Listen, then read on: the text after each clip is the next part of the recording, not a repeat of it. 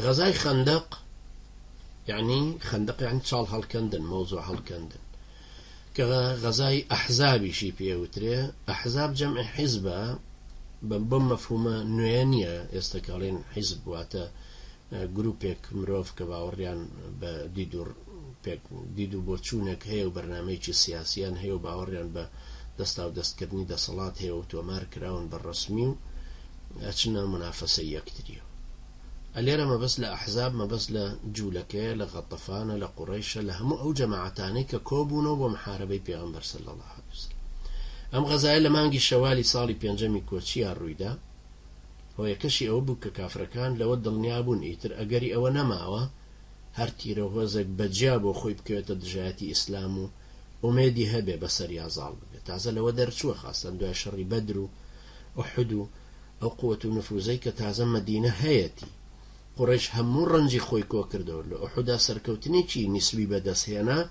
بلا نشيتو يعني الركعتو مدينة وترسا لبرو خيرا قرايا وبو مكبوي احتفاظ بو سركوتنا نسبي خوي وبكاتو بلام لهمان كاتا مدينة هروكو خوي بايتخت قوته ونفوذه مسلمانان قراونته ونايو سرنا بناسازي قوة خواني ليكنو لبرو تازه أميدي أو نماوه هيج تيره وهوزك بالتنيا بلا ظالم بسر محمد عليه الصلاة والسلام بويا هاتنا سروي كسر بسر يكونين هميان بريتشي دج دروز بكن سروك كان يجولكش باش داري فتنة كبون زياتر تيره وهوزكانيان بو أمبريا هاندا بويا هميان أمبريا بيكوبني حبرة كان يجولك كانت شون لا يسروا خيال عربك مشركة كانوا سونديان بو أخواردن كديني إيوه بوبت برستي وكأيكن لوي محمد باشترك وازاني ديني خواه برستي ويك خواه برستي وتوحيدي هنا أما شك خواه يقول القرآن بيروزا وك بيشككاني آماد باشي دروني كافر كان بو أمشري أحزابا خواه يقول باسكا لسورة نساء درباري أو هلويستي أهلي كتاب كتشون أو كافر مشركانيان بيا باشترا وقل مسلمان هروكو تشون استا جيل مسلماني واهيا بي واهيا بارتي ويشيتي باشترن لم مسلماناني كالبر خاطري خواي پرودگار چجان کردو تشانيانو أو جهاد لبناي خواي قورياك خواي قوريا فرمان ألم تر إلى الذين أوتوا نصيبا من الكتاب يؤمنون بالجبت والطاغوت ويقولون للذين كفروا هؤلاء أهدى من الذين آمنوا سبيلا مگر أوانا نابيني كبشك كتابي كان وبركوتوا كتشي باور بالجبت طاغوت هنا باور ببت وشيطان وحكم غير إخوة أهينا بكافركاني جلن ربازي ايولا وي ايمان داران راستر قريش لقل هوزي غطفانا يكي قرتبو بقوة بوبون وكدو هزي يعني دو قباري فيزيكي كقورة بوبون طبعا بوبون بسبب اوي كتيري تري الراجش ورده امان كقورة تربون أتشون لا يتيرا كاني تريا هوزا كاني تركب شوك تربونو تشجيع أنا كردن كاك بابا همومان أمبري ساس كينو محمد زعيف كي يا بيفوتين يا ريشكيشي كي أبا مشيويا 10,000 جنگاوري سوارچاكي شرانيان كو كردن كأم هوالا جيشتا پیغمبري نازار عليه الصلاة والسلام لو ناوچاني دوري مدينة كدشتاي بو پیغمبر صلى الله عليه وسلم كوت هالكندني چالێکی زۆر گەورە و قوڵ و پانۆپۆر کە ئەسب نەتوانێت بازدا بەسەریە و قوڵ بۆی هەر کەسێک کە تێیکەوت کەس نەتوانێت بۆ خۆی بێتەوە دەرەوە. ڕیوایەت هەیە کە ئەوی خستە سەر ئەم فکرەیە سەلمانی فارسی بوو. سەیدنا سەلمان خوا لێ ڕازی بێ ئەم فکرەی خستە سەر لای پێغەمبەری خوا عەلەیهی سەڵات وەسەلام کە ئەم سەنگەر هەڵکەندنە شتێکی زۆر باش. خۆشی وەکو یاوەرانی دڵسۆزی عەلەیهی سەڵات وەسەلام کەوتبووە هەڵکەندن بەدەم پاچوەشاندن و گڵ دەرکردنیشەوە لەگەڵ یاوەرانی خۆیان ئەم لێڕە شیعرەیان ئەوتەوە: والله لولا الله ما اهتدينا ولا تصدقنا ولا صلينا فأنزلا سكينة علينا وثبت الأقدام إن لاقينا. واتا بخوا ئەگەر ڕێنمایی ئەو نەدەبوو نەنوێژێکمان دەکرد نە زەکاتیشمان دەبوو. ساخوایە دڵمان بە ئاسوودەیی ژیرکە لە ڕوبەڕووبوونەوەشە پێمان گیرکە. لە کاتی هەڵکەندنی چاڵەکەیە تاوەرەبەردێکی گەورە و سەخت هاتە بۆ ڕێیان. هەر خەریکی ئەوە بوون. ئەوان لەم حاڵەتە نەفسیە بوون، خەبەریان بۆ هاتۆ کە 10,000 چەکدار بەرەو ڕووی مەدینە هاتووە، زۆر لە ژمارەی ئەمان زۆرترە، واش هاتوون کە هەموو عەرەب و ئەحزاب هەمووی تێکەڵن. ئەمان خەمیان زۆر لێ نیشت بوو، هێزی کۆکراوی دوژمنیش نزیکترە بۆەوە. ئەمە هەمووی بارودۆخێکی دەرونی قورسی دروست کردبوو لەسەر دڵیان. خوای پەروەردگار باسی تەسەور و وێناکردنی ئەو حاڵەتە نەفسیەمان بۆکە کە ئەفەرمێ إذ جاءوكم من فوقكم. ئەمە لە سوورەی ئەحزابە، زۆر خۆشە سوورەی ئەحزاب، زۆریشم تەمەنا کردووە کە فرسەتێکمان ببێت تەرجمەکەی بکەم و تەفسیری کەمی ئەم ئاەتانە، بەڵام جارە نەبووە. وإذ جاءوكم من فوقكم ومن أسفل منكم وإذ زاغت الأبصار وبلغت القلوب الحناجر وتظنون بالله الظنونا هنالك ابتلي المؤمنون وزلزلوا زلزالا شديدا. الله باسي أمره أفرمي آوى لهم لايك وبوتان هاتن بشر تيرور وإرهاب لسروتانو لخواروتانو هەرچی شوێن هەیە بوو بە زیندان، ئاسمانەکانیش بوو بە زیندان، تایارە بار هەڵگرەکانیان هەموو کرد بە زیندان و لەسەر ئاسمانی دنیاە تحقیق لەگەڵ مسلمانانەکرا بۆی عایدی هیچ وڵاتێ نەبێت. ئەوەی خۆیان ئەیان گرت ئەیان بردەوە بۆ میسر و بۆ ئوردن و بۆ مەغریب و بۆ دەست جەلادەکانی تر لە وڵاتانە بۆی لەوێ ئەشکەنجە بدرن تاکۆ و اعترافاتانیان پێ ئیمزا بکرێ کە ئەمریکای تاغوت و ئەوروپای تاغوتیان ویست. هێزتان بۆ هات لە سەروتانە لە خواروتانە. هەندێک کەس چاوی سوڕا دیدی لێڵ بوو، دڵیان گەیشت بووە گەرویان، ڕۆحیان چوو بوو. ئیدی گومانتان بەرامبەر بەخوای گەورەش بۆ دروست بوو. ئەو کاتە ساتی تاقیکردنەوەی دینداری مسلمانە ئیماندارەکان بوو کە ترس و بیم دایگرتبوون و ئەلەرزین. باسی چێکە؟ باسی پێغەمبەر عەلەیهی سەڵات وەسەلام وانەی کە لەگەڵ یا بوون.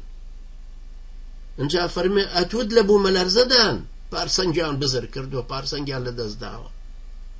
وإذ جاءوكم من فوقكم ومن أسفل منكم وإذ زاغت الأبصار وبلغت القلوب الحناجر وتظنون بالله الظنونا هنالك ابتلي المؤمنون وزلزلوا زلزالا شديدا. ئەمان لەم حاڵەتە نەفسیە قورسەیە بوون کە خۆیان بۆ ئامادا کرد بۆ ڕوبەڕووبوونەوەی هێزێکی تاغوتی ڕیشەکێش کرد کە هاتۆتە سەریە. دووڕوەکانیش لەو نێوانەیە کەوتبوونە شەڕێکی سەختی واتەوات و تابووری پێنجەم و هەری دیعایانە کرد.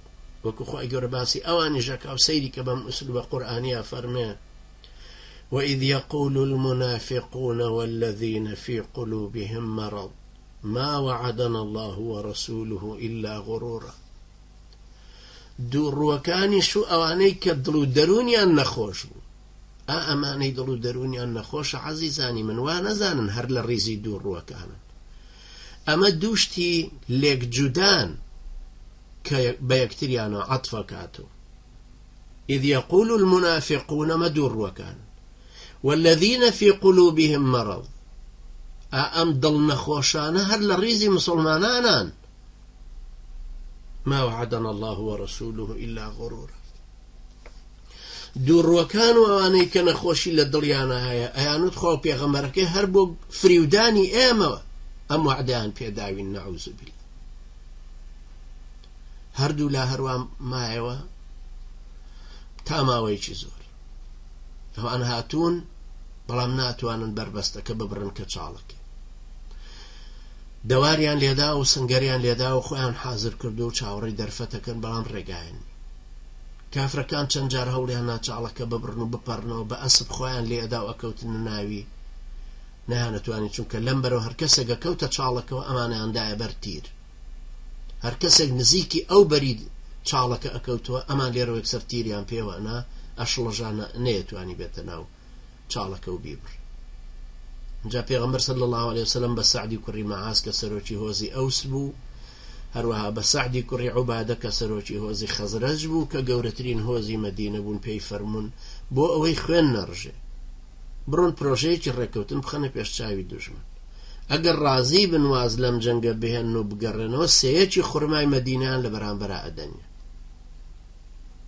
بەڵام دوای ڕاگۆڕینەوە هێنان و بردن، سعدی کوڕی مەعاز فەرمووی ئەی پێغەمبەری خوا، بەخوا قەسەم ئەو زەمانەی ئەهلی کوفر و شرک بووین و بتمانە پەرست، ئەوانە خۆزگیان بۆ دەنکە خورمایەکمانە خواست، بە غەیری میوانداری و کڕین دەستیان نەگەیشتوتێ.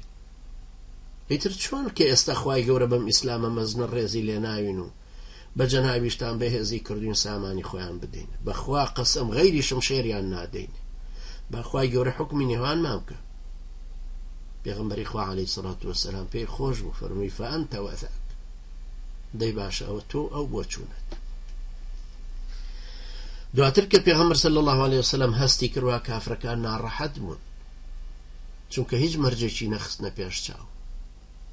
پشتی ئەستور بوو بۆەوەی ئەم پیاوە مسلمانە بە شەرەف و جوامێرانە کە دەستیان خستۆتە ناو دەستی بەیعەتی مردنیان پێداوە، جوامێرن ئازان کۆڵ نەدەرن، هی ئەوە نییە ببەزن، ئەوە ڕوبەڕووی دوژمنیشن.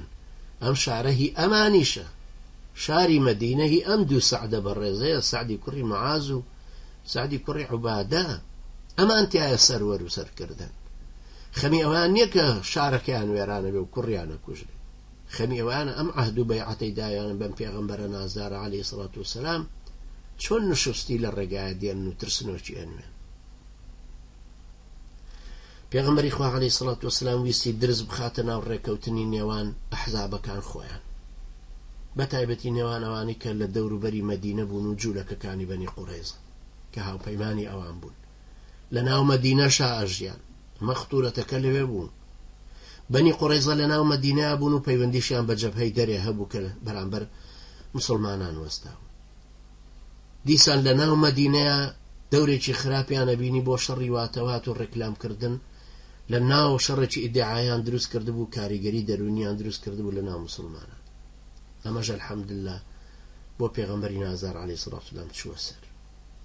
وردە وردە جوولەکەکان لە کافرەکان دڕدۆنگ بوون، بەدگومان بوون، ئەوانیش لەمان بەدگومان بوون.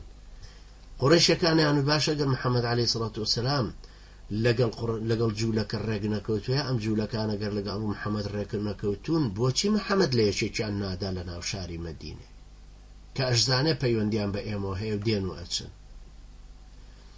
جوولەکەکانیش لەو باوەڕێیا بوون کە ئەیانوت عەرەبەکان لە ناو خۆیانە ڕێگەکەونەوە و دوای ئیتیفاقەکەن بەوەی کە محەممەد واز لێ دێنن بەرامبەر بە ئێمە بێت و ئەو کاتە کە لە ناو مەدینە لە ئێمە بدا، قوڕیش لە مەکەوە چۆن فریای ئێمە ئەکەوێت، لەبەرەوە نانەوێرا خۆ بکەن بە ساحەبی شەڕەک. هەر یەکیان وایە زانی بە نهێنی لەگەڵ پێغەمبەر عەلەیهی سەڵات وسەلام ڕێکەوتنێکی بەرامبەر هەیە. ئیتر ئاڕاستەی جەنگەکە بەرەو بەرژەوەندی مسلمانان هاتەوە. اینجا قەدەری خوای پەروەردگاریش هاتە ناو کێشەکە و بە یەکجاری تایەکەی بەلای مسلمانانە قورس کرد. خوای گەورە لەگەڵ زیادبوونی بێمتمانەی ناو کافرەکان کردی بەڕەهێڵە و ڕەشەبا و بۆرانێک، هەروەکو خوای گەورە خۆی وەسفیەکەوە فەرمی يا أيها الذين آمنوا اذكروا نعمة الله عليكم إذ جاءتكم جنود فأرسلنا عليهم ريحا وجنودا لم تروها وكان الله بما تعملون بصيرا. أيو كساني باورتان هنا وهو مسلمانين یادی نعمەتی خوای گەورە بکەنەوە لەسەرتان، بیرتانە کە سەربازانی ئەو هاتنە لاتان، بیرتانە چۆن ڕەشەبای کردە سەریان لەگەڵ ئەو هەموو سەربازانەی خۆی کە ئێوە نەتانە بینین، خۆ خوای گەورە بینەری ئەوە بوو کە دەتان کرد. ئالەم بارودۆخە دەرونی و کەش و هەوایە بوو کافرەکان کاتێکیان زانی ئەبوو سوفیان هاواری لێ هەستا وتی ئەرێوا من بار لێنێمەوە ڕۆمەوە ئێوەش بڕۆن. ئەوانەی هۆزی غەتەفانیش بە دوایە هەستانە سەر پێ وتیان وەڵا ئێمەژە ڕۆین. دوای کەمێک ئەوانی تریش یەک و دوو هەموو قەلفڕیان لێ کرد و هەڵوێستی خۆیان ئاشکرا کردیان کاکە ئێمەژە ڕۆین. ئاوا خوای گەورە گەمارۆکەی مەدینەی پێشکاندن وەکو ئەفەرمێ ورد الله الذين كفروا بغيظهم لم ينالوا خيرا وكفى الله المؤمنين القتال وكان الله قويا عزيزا. خوای گەورە ئەوانەی کافر بوون هەمویان بەو ڕقوقینە و بوغزیانەوە جێڕایەوە و دەستیان لە هیچ خێرێک گیر نەبوو. خوای گەورە جەنگەکەی بۆ مسلمانان ڕاگرت، بەڕاستی خوای گەورە بەهێز و بەدەسەڵاتە.